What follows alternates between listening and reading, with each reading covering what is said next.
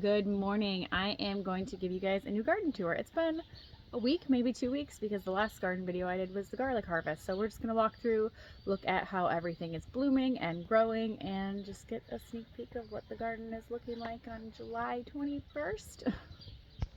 All right, the cauliflower is doing great. I picked these up from an Amish greenhouse. I did not start these from seed.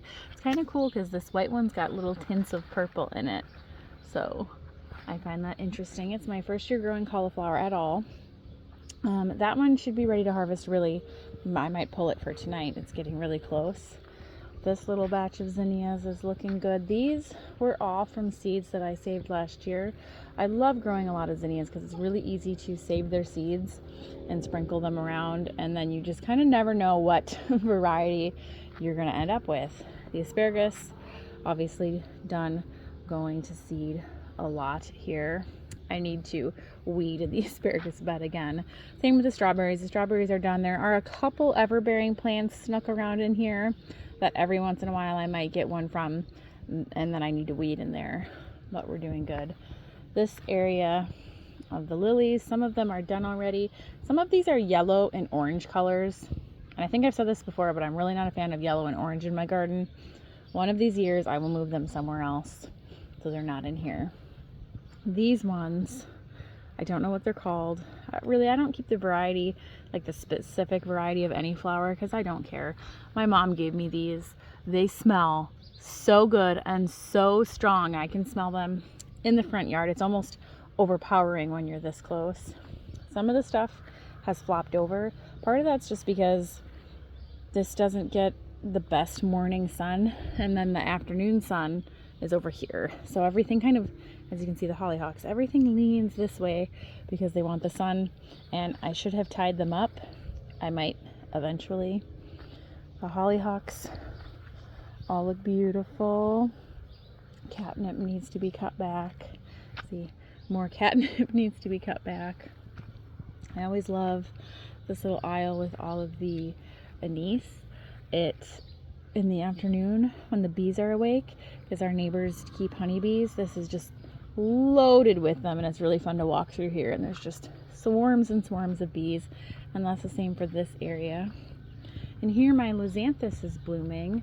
I've got this color and then that color and this beautiful pink, but again it is having the same problem of leaning for the sun. I'm going to say leucanthus is definitely a flower I'm going to continue to grow. It is freaking gorgeous. I need to grow a lot more of them, and I need to put them in a sunnier spot in the future because that's just not perfect for it. All my bee balm is looking great. I did discover I need to come through and pick all that chamomile before it goes bad.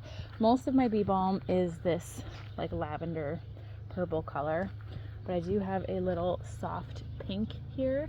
At my old house I also had hot pink and a red, so I would like to add in more colors of the bee balm because it's a great perennial here. It's very hardy, it self-seeds, it spreads out.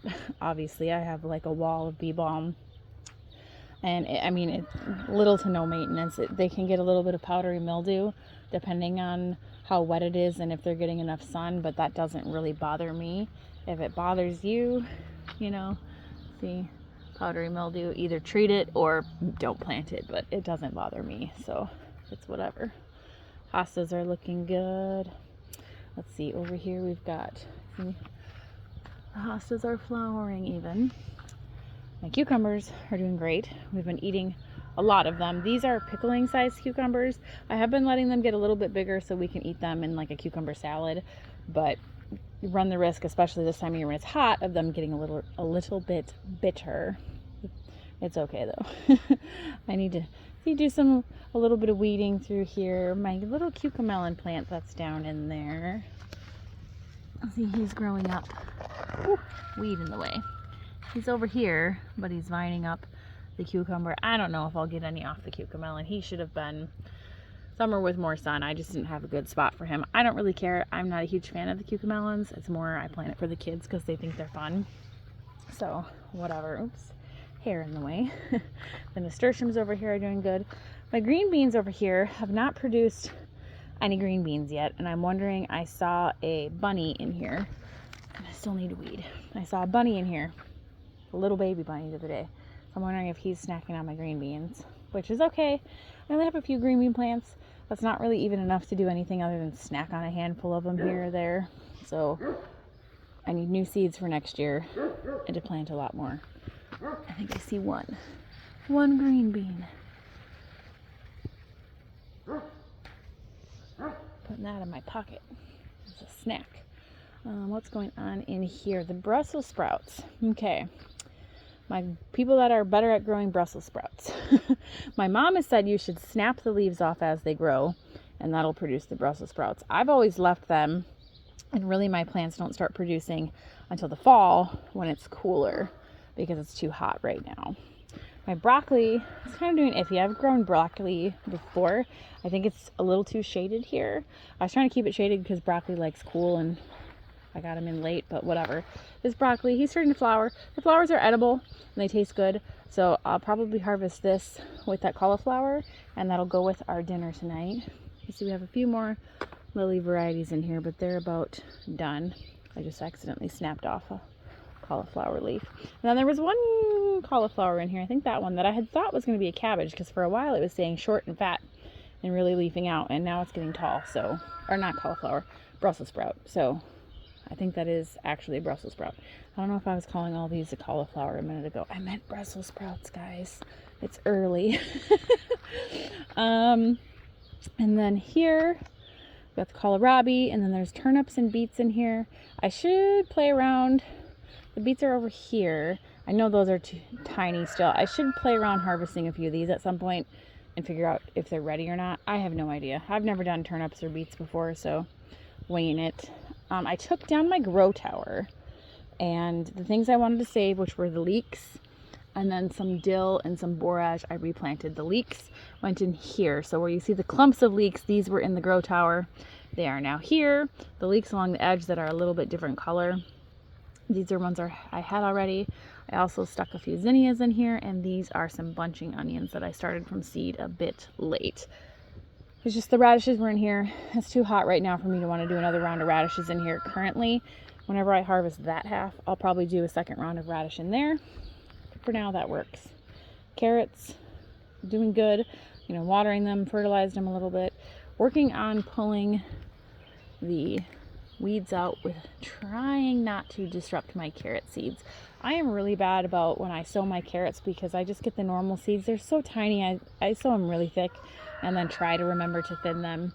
What I need to do is just bite the bullet and buy the carrot seeds that are pelleted so that they're a little bigger and I don't end up with this mess of carrots, because your carrots are not going to grow as big if you have them too tight together. My little zinnia bachelor button and Cosmo bed is looking fabulous, other than, again, I need to come through and tie it up and deadhead things. The kids and I have been so busy with errands that stuff has fallen behind. So yes, I need to tie all that up, but it looks just beautiful. I love it. Climbing rose bush. My little echinacea in here is starting to bloom. We moved a few zinnias in here. A lot of them died because I didn't water them enough. This poor clematis, I don't know what has happened with it. It grew up multiple different times and then died back, and I was watering it regularly, and I don't know if it got some fungus or I just don't know. Hi, Freddie. Are you coming over, bud? I know you're normally in the garden with me, so I'm not sure. I need to cut it and just pull the leaves out of the fence because it looks bad, but whatever. Still have pansies that kind of bloom off and on. I have snapdragons that I started from seed that have started blooming, which is fun. I've never done those from seed before. Peppers are coming along. I have a few. Most of our spicy peppers are in Dan's garden. I do have a couple jalapenos in here, but then I've got some other peppers in here that are coming along and getting ready. Look at how beautiful. Lots of banana peppers for the kids, so that makes me happy. Cabbages are doing good. We have eaten, I think, 3 of the cabbages Some of them have been hit really hard from the cabbage moths. Their caterpillars are chewing on them pretty good. And I have a few even worse than that. You can see all their little poop in there. Those might end up just being sacrificed and left for the caterpillars, because by the time I get all that washed off, ick. And I had like 16 cabbages, which is more than enough for us. We'll be sick of cabbage before we eat all that. So if I lose a few, not a big deal.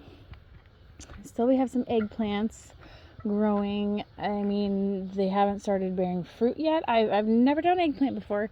I have no idea how long it takes to grow. I don't know how to cook them either. I don't think I've ever eaten eggplant.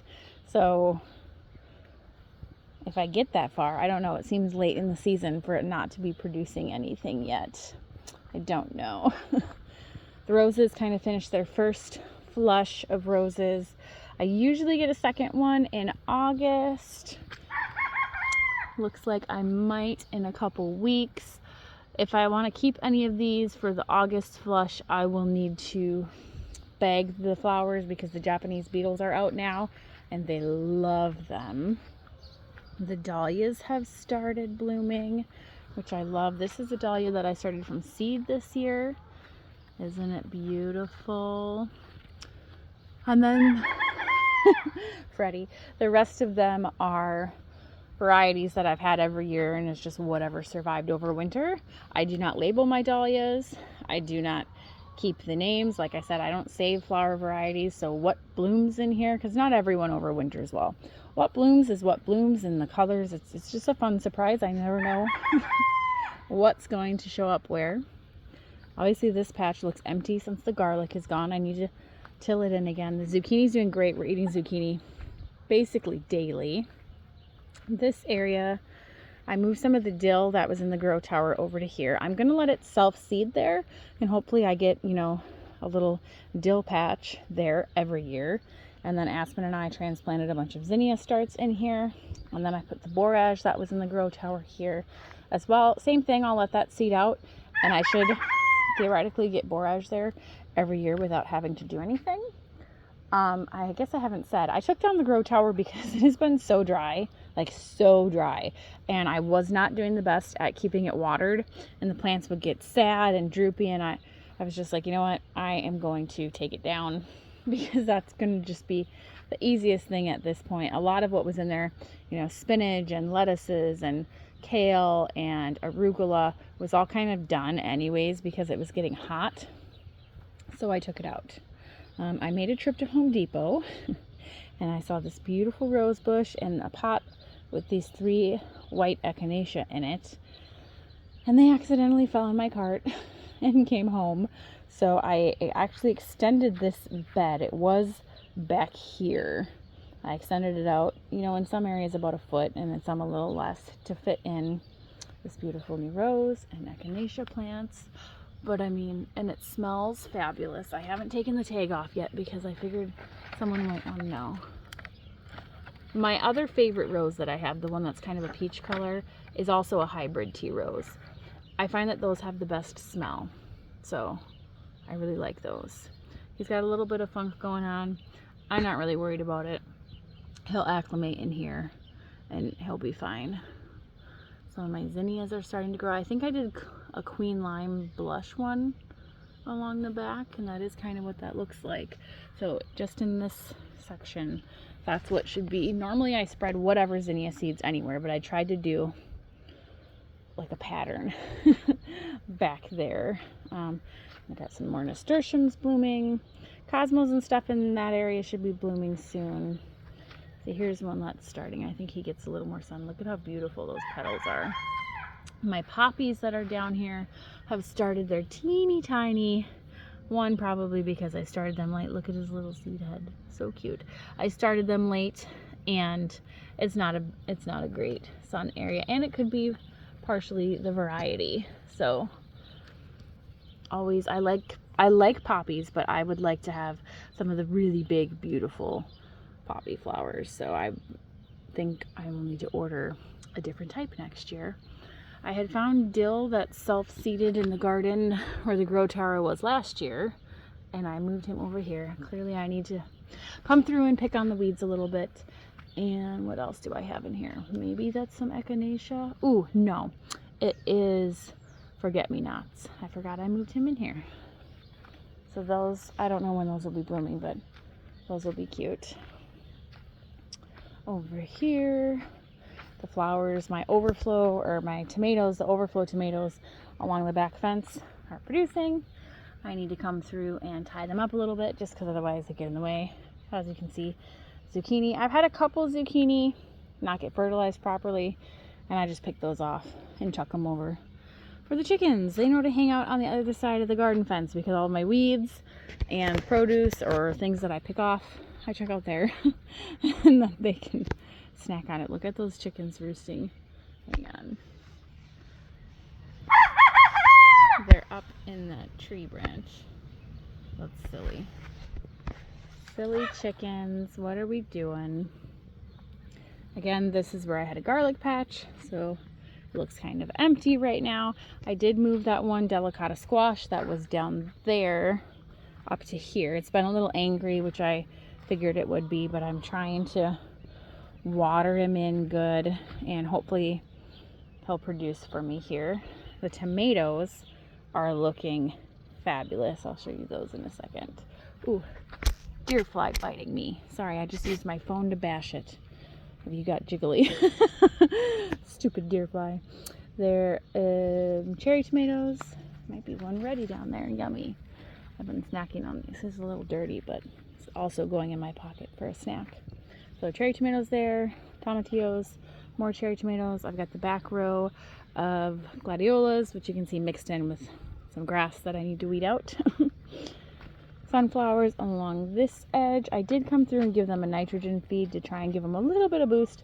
I should have given them a nitrogen feed earlier because I had sunflowers here last year and those are such heavy feeders, but I was just being lazy, so they'll still be kind of scrawny. Next year I'll try to behave because this is probably always where I will put sunflowers, which is fine, but I just need to really amend my soil then.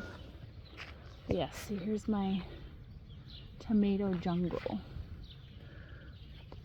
Lots of different varieties. Lots of these I started from seed from Survival Garden Seeds, and then I did pick up a few varieties at the local Amish store. Well, it's not really local. I have to road trip to it, but it's the one I always go to, so we'll just call it local because it's worth the drive. So yeah, there will be lots and lots of tomatoes sooner rather than later. I don't even have them labeled in the spots they're in. I'm just not that picky about labeling stuff, guys. I don't care. My okra is coming up. I started this from seed. I started it pretty early. Looks like I have some that I could probably about pick here pretty soon. I'm gonna have to play around. I think I started these in March. I'll have to look at my little, yes, roosters. I'll have to look at my garden notebook and see because I do like okra. I think I still didn't start it early enough. And I lost a couple. Remember, I had 5 plants and then like a cutworm or a bunny or something chewed off 2 of them. So I've only got 3. But we're doing better than we did last year. Last year I ended up with none. So we are getting there. And then obviously I've got this patch of gladiolas. Again, I do need to come through and weed a little bit. But yeah, that is how the garden is looking. So overall, I am really happy with how the garden is doing, even with all of the drought craziness. In the last week, we have gotten, I think, a little over an inch of rain, which is the most we've gotten since April. And it's still not enough to pull us out of the drought, but it was helpful. Gave me a couple days off from watering in here and all the trees and Dan's garden, and I calculated it, and I probably, when we weren't getting any rain, was spending 20 to 30 hours a week watering the gardens and the trees. So even just a couple days of not having to do that feels like the biggest and best break ever because I'm so sick of it. I told Dan we are not planting a single tree next year because I'm over it. I'm sick of watering, but it's gonna be worth it so far. Hopefully in a few days I can get a new updated video of Dan's garden for you guys because his garden is just exploding with produce, and it's gonna be wild over there pretty soon. So yeah, thanks for checking in on my garden with me.